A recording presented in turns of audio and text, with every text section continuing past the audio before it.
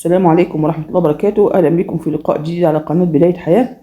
النهاردة موضوع مهم جدا هنتكلم فيه، موضوع إن في تقرير طلع في جريدة إسرائيلية مشهورة وقومية، مش مجرد رأي من حد مثلا في إسرائيل، لا ده خبر منشور إن تم فعل فيديو بالذكاء الاصطناعي عن ضرب السد العالي في مصر، وخطة كاملة مشروحة موضوعة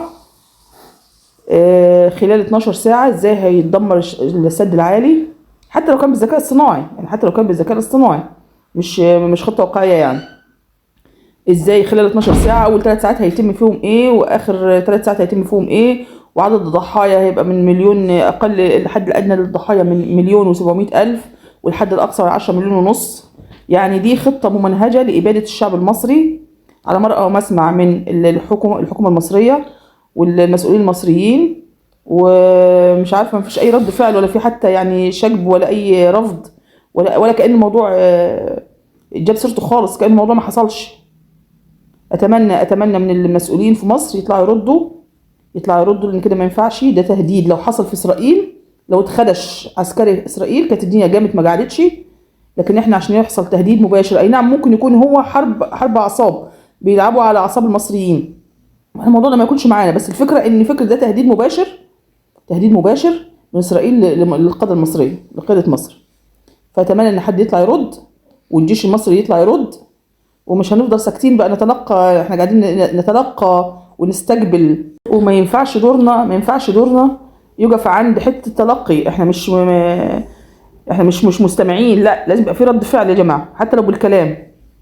ما ينفعش احنا قاعدين ترامب يؤمر واسرائيل تؤمر، لا ترامب، لا خلاص ترامب سحب كلامه، لا اسرائيل ما اعرفش بتعمل ايه، تهدد وتندد.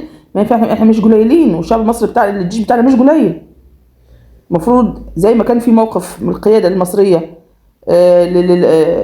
للكلام بتاع ترامب، لازم يبقى في كمان رد من القياده المصريه للكلام بتاع اسرائيل. ما ينفعش الكلام ده. هو المفروض في معاهده سلام، ده نفترض ان في معاهده مالهاش علاقه، طبعا مالهاش علاقه بالواقع، معاهده السلام دي والخروقات اللي بتحصل كل يوم والتاني، وفي ضرب شبابنا على الحدود بيحصل، وكله طبعا في الكتمان ما حدش بيحس باي حاجه، لكن ده تهديد علني، وفي صحف اسرائيليه قوميا. يعني الموضوع مش مستخبي ولا متداري، الموضوع مش مستخبي ومش متداري.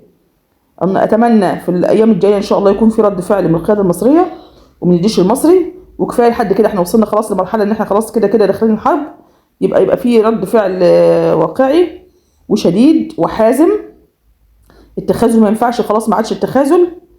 احنا فضلنا سايبين غزه لوحديها لغايه ما دمروها وابدوها، اكيد داخلين هيتسلوا علينا، احنا اول بلد طبعا. فمش هينفع الكلام ده، واللي مكتوب ربنا سبحانه وتعالى طبعا المكتوب لنا هنشوفه. يعني بيحصل تخاذل من الدول العربيه زي ما حصل زمان برضو. يعني حتى كنت بسمع كذا لقاء لحسني مبارك ان هو برضو كان فيه تخاذل او فيه تباطؤ في التعامل مع اسرائيل، لكن كان الراجل بيطلع بكل وضوح وبيحكي وبيقول ان حصل تخاذل في 73 برضو من بعض الدول العربيه، وفي مسار تاريخ مصر كله بيحصل تخاذل من الدول العربيه للاسف. هل دي خيانه، هل دي معرفش خوف من كل واحد بيخاف على مستقبل بلده؟ مش مشكلتنا. المشكله اللي احنا دلوقتي حاليا خلاص احنا في المواجهه، فلازم احنا مش عرايس ماريونيت بيلعب بينا في اسرائيل وامريكا. احنا في جيش قوي، وليه مكانته في الشرق الاوسط، وليه مكانته في الساحه العربيه.